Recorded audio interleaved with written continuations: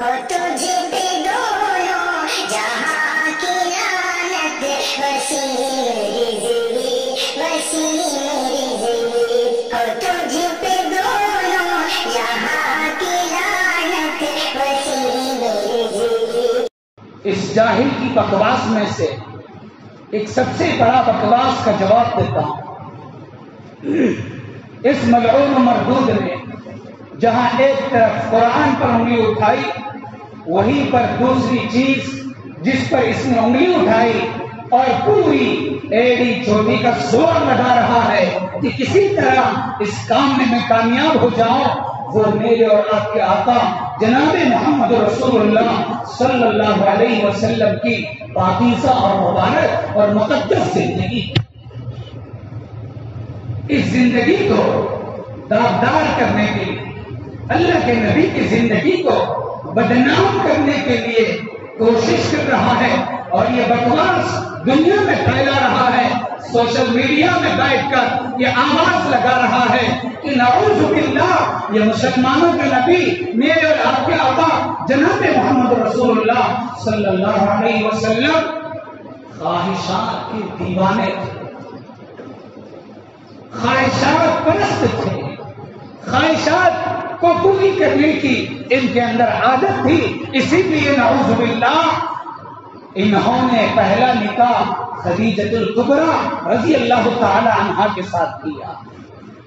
ارے اگر اللہ نے عقل دیا ہے، اس عقل کو اگر صحیح استعمال کرتا تو یہ بکواس کرنا تیرا بند ہو جاتا۔ کیا بکواس کرتا ہے؟ اللہ کے نبی کو نعوذ باللہ اتنا بڑا الزام۔ اللہ کے نبی خواہش پرست تھے، اللہ کے نبی نفسانی خواہشات کے اندر لگے ہوئے تھے، اور اللہ کے نبی مانسی کی بیماری میں تھے۔ تیری زبان کو کیڑے پڑ جائیں، تیرے منہ کے اندر کیڑے پڑ جائیں تو کس نبی کو داغدار کرنا چاہتا ہے؟ تیرا دل خراب ہے، تیری زبان خراب ہے، تیرا خیالات خراب ہے، تیرا دماغ خراب ہے، اور تیرے جسم کے باڈی کے اندر کی ایک ایک چیز خراب ہے۔ نبی کی زندگی کو خراب کرنے کی کوشش ابو جہل نے بھی کیا، ابو لہب نے بھی کیا، مسیلمہ کذاب نے بھی کیا، عتبہ بن شیبہ نے بھی کیا، آج تک کوئی کامیاب نہیں ہو سکا۔ نبی کے نام کو مٹانے والے دنیا سے مٹ کے چلے گئے۔ نبی کا نام نہ آج تک مٹا، نہ کل مٹے گا، نہ قیامت کی صبح تک مٹے گا۔ نبی کے بارے میں کیا الزام لگاتا ہے کہ نعوذ باللہ نبی خواہش پرست تھے، اس لیے انہوں نے خدیجۃ الکبریٰ رضی اللہ تعالی عنہا سے نکاح کیا۔ اس کا ایک جواب دیتا ہوں اور اس جواب کے 3 پوائنٹ بتاتا ہوں، اچھی طرح ذہن میں رکھ لیں۔ اس جاہل کی بکواس کا جواب یہ ہے، یہ کہتا ہے کہ اللہ کے نبی، یہ مسلمانوں کے نبی خواہش پرست تھے، اس لیے خواہش میں آ کر خدیجہ کے ساتھ نکاح کر لیا۔ اس کا جواب یہ ہے، اللہ کے نبی صلی اللہ علیہ وسلم نے جو حضرت خدیجہ رضی اللہ تعالی عنہا کے ساتھ نکاح کیا، یہ اللہ کے نبی کا پہلا نکاح، معلوم ہے نا؟ پہلا نکاح۔ پوائنٹ نمبر 1، اس پہلے نکاح میں اللہ کے نبی صلی اللہ علیہ وسلم کی عمر مبارک 25 سال، اور جس عورت سے نکاح ہو رہا ہے حضرت خدیجۃ الکبریٰ رضی اللہ تعالی عنہا، ان کی عمر ہے 40 سال۔ نبی کی عمر 25، خدیجہ کی عمر 40۔ لڑکی کی عمر اور یہ لڑکی کی عمر آج کے رواج میں جہاں نکاح ہوتا ہے، ہمارے خاندانوں میں، ہمارے رشتہ داروں میں، ہمارے آل اولاد میں، ہماری سوسائٹی میں اور دنیا بھر کے اندر جب نکاح کا پیغام لے کر کے کہیں جاتے ہیں تو وہاں یہی دیکھتے ہیں کہ لڑکا کی عمر اور لڑکی کی عمر کتنی ہے۔ اس میں اگر لڑکی کی عمر کم اور لڑکے کی عمر زیادہ ہے تب نکاح کا پیغام اوکے ہوتا ہے۔ یہی بات ہے، لڑکی کی عمر نکاح میں لڑکی کی عمر کم ہوتی ہے تب نکاح کیا جاتا ہے. یہ ساری دنیا کا رواج اور ہماری سوسائٹی کا ہمارے معاشرے کا رواج ہے. لیکن یہاں اللہ کے نبی جو پہلا نکاح کر رہے ہیں اس میں الٹا ہے. نبی کی عمر 25، حضرت خدیجہ کی عمر 40. 25 سال کا نوجوان جس کی ابھی جوانی ابھر رہی ہے، جس کا خون گرم ہے، جس کی خواہشات فرش اور تازہ رہتی ہے، اگر اللہ کے نبی خواہشات پرست ہوتے نعوذ باللہ اور اللہ کے نبی کا مقصد نکاح کرنے میں خواہش پوری کرنا ہوتا تو 25 سال کی عمر میں 40 سال والی عورت سے نکاح کبھی نہیں کرتے. لڑکا اپنی سی کم عمر کی لڑکی کو دیکھتا ہے، ینگ لڑکی کو دیکھتا ہے، جوان لڑکی کو دیکھتا ہے، خوبصورت لڑکی کو دیکھتا ہے. لیکن یہاں معاملہ الٹا ہے. اللہ کے نبی کا نکاح ہو رہا ہے تو 25 سال کی عمر میں 40 سال والی خاتون سے ہو رہا ہے. تو اس کا صاف مطلب یہ ہے کہ اللہ کے نبی خواہش پرست نہیں تھے. ورنہ 40 سال والی خاتون سے نکاح کرنے کی کیا مجبوری تھی اللہ کی؟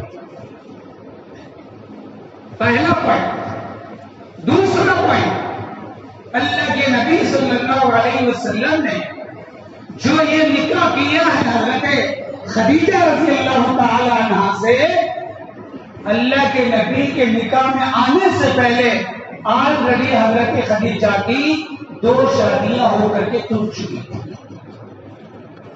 بیوہ عورت ہے، 2 شوہروں کو چھوڑنے والی عورت ہے، 2 شوہروں کے ساتھ زندگی گھٹانے کے بعد جس عورت کے ساتھ اللہ کے نبی کا نکاح ہو رہا ہے، کیا یہ خواہش پرست ہونے کی علامت ہے؟ بیوہ کے ساتھ کوئی پہلا نکاح کرتا ہے؟ بیوہ کے ساتھ، وہ بھی 2 خاتون 2 شوہروں کے ساتھ جس کا نکاح ہوا ہے اور 2 شوہروں کے طلاق کے بعد یا ان کے شوہر کے انتقال کے بعد اللہ کے نبی صلی اللہ علیہ وسلم کے نکاح میں آ رہی ہے. اس نکاح کو بنیاد بنا کر یہ جاہل کہتا ہے کہ یہ خواہش پرست کے لیے نکاح کیا. تیسرا پوائنٹ، اللہ کے نبی صلی اللہ علیہ وسلم نے جو حضرت خدیجہ کے ساتھ نکاح کیا، جب تک حضرت خدیجہ رضی اللہ تعالی عنہا دنیا کے اندر باحیات رہی، زندہ رہی، اللہ کے نبی نے کوئی دوسرا نکاح نہیں کیا. پوری زندگی حضرت خدیجہ رضی اللہ تعالی عنہا جب تک زندہ رہی انہی کے ساتھ زندہ نکاح میں رہے، انہی کے ساتھ زندگی گزارتے رہے. اللہ کے نبی حضرت خدیجہ کے انتقال سے پہلے کوئی نکاح نہیں کیا.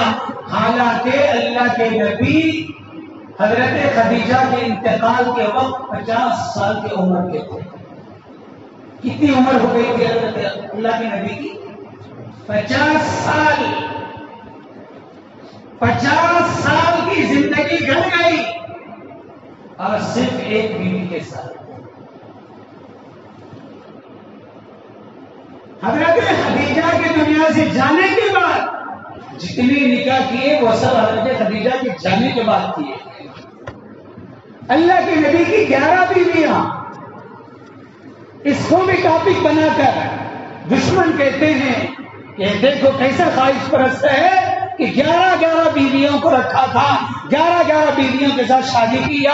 میرے بھائی 50 سال جس کی عمر ہو جائے کیا اس کے بعد نکاح کی ضرورت رہتی ہے؟ 50 سال کی عمر ہونے کے بعد کوئی نکاح کرتا ہے؟ نہیں. تو اللہ کے نبی 50 سال کی عمر تک حضرت خدیجہ کے ساتھ رہے. جتنی اولاد ہوئی، ایک اولاد کے علاوہ ساری اولاد حضرت فاطمہ، حضرت زینب، حضرت رقیہ، حضرت ام کلثوم، 4 بیٹیاں. یہ چاروں کی چار حضرت خدیجہ کے اولاد ہیں. بیٹے ہوئے سب حضرت خدیجہ کے ہیں. ایک بیٹا حضرت ابراہیم غالباً وہ دوسری باندی سے ہوا. 50 سال کی عمر ہو گئی، اس کے بعد اللہ کے نبی نے دوسرے نکاح کیے، تو اس کے اندر بھی بڑی حکمتیں، بڑی مصلحتیں چھپی ہوئی ہے، اور وہ بھی سارے کے سارے بیوہ اور مطلقہ عورتوں کے ساتھ نکاح ہوئے ہیں۔ ساری 11 بیویوں میں صرف اور صرف امی جان عائشہ صدیقہ رضی اللہ تعالیٰ عنہ ایک ایسی بیوی ہے جن کو اللہ کے نبی نے کنواری کے حالت میں نکاح کیا۔ حضرت عائشہ کے علاوہ ساری بیویاں مطلقہ تھی، یا تو ان کے شوہر کا انتقال ہو گیا تھا، بیوہ بیٹھی ہوئی تھی، اللہ کے نبی نے ان کو اپنے نکاح میں لیا۔ ایسی پاکیزہ زندگی جس نبی کی گزری، اس نبی کو زندگی کو داغدار کرنے کے لیے یہ ملعون بیکار اور فالتو کے الزامات لگا کر اللہ کے نبی کی زندگی کو بدنام کرنے کی کوشش کرتا ہے، اور کہتا ہے یہ نبی ہی نہیں تھے، ان کو کسی نے نبی بنایا نہیں۔ ارے بھائی، اللہ کے نبی صلی اللہ علیہ وسلم کی نبوت صرف انسانوں نے تسلیم نہیں کیا، جنات نے بھی تسلیم کیا ہے، درختوں نے بھی نبی کی نبوت کو تسلیم کیا ہے، یہ پتھروں نے اللہ کے نبی کی نبوت کو تسلیم کیا ہے۔ جس منبر پر کھڑے ہو کر اللہ کے نبی لکڑی کے منبر پر کھڑے ہو کر خطبہ دیا کرتے تھے، وہ منبر بھی میرے نبی کی نبوت کو تسلیم کیا ہے، اور میرے نبی کی نبوت کو چاند نے تسلیم کیا، سورج نے تسلیم کیا، ستاروں نے تسلیم کیا، آسمانوں نے تسلیم کیا، زمین نے تسلیم کیا، بادلوں نے تسلیم کیا۔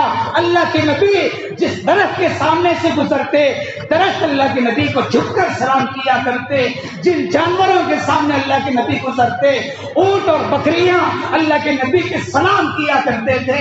جس نبی کی نبوت کو چاند تسلیم کرتا ہے، جس نبی کی نبوت کو سورج تسلیم کرتا ہے، جس نبی کی نبوت کو آسمان تسلیم کرتا ہے، زمین تسلیم کرتا ہے، سورج چاند جس نبی کے انگلی کے اشارے سے 2 ٹکڑے ہوتا ہے، جس نبی کے اشارے سے ڈوبا ہوا سورج پلٹ کے واپس آ سکتا ہے، جس کا صدقے میں اللہ نے کائنات کو سجایا، تیرے ایک کے انکار کرنے سے ایک رائے کے دانے کے برابر بھی فرق نہیں کرتا۔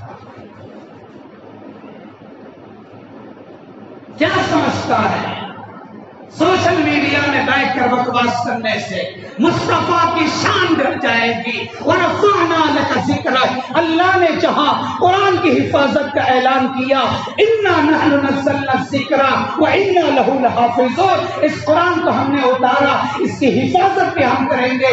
اسی طریقے سے اللہ پاک نے یہ بھی وعدہ کر دیا ہے کہ جس محمد کو میں دنیا میں نبی بنا کے بھیج رہا ہوں، جس مصطفیٰ کو میں نے دنیا میں نبی بنا کے بھیج رہا ہوں، جس مدنی کریم کو دنیا کے اندر نبی بنا کے بھیج رہا ہوں، جس کا نام قرآن میں کہیں طٰہٰ کر کے پکارا گیا، کہیں یاسین کر کے پکارا گیا، کہیں مدثر کر کے پکارا گیا، کہیں مزمل کر کے پکارا گیا، جس کے بالوں کی قسمیں قرآن کھاتا ہے، جس کے چہرے کی چمک کی قسم قرآن کھاتا ہے، اس کے زندگی کو تو اگر ختم کرنا چاہتا ہے، داغدار بنانا چاہتا ہے، سن لے میرا اعلان بھی ہے، وَرَفَعْنَا لَكَ ذِكْرَكَ، ہم نے اس محمد کو دنیا میں اتارا اور اس کا نام قیامت کی صبح تک ہم بلند کرتے رہیں گے۔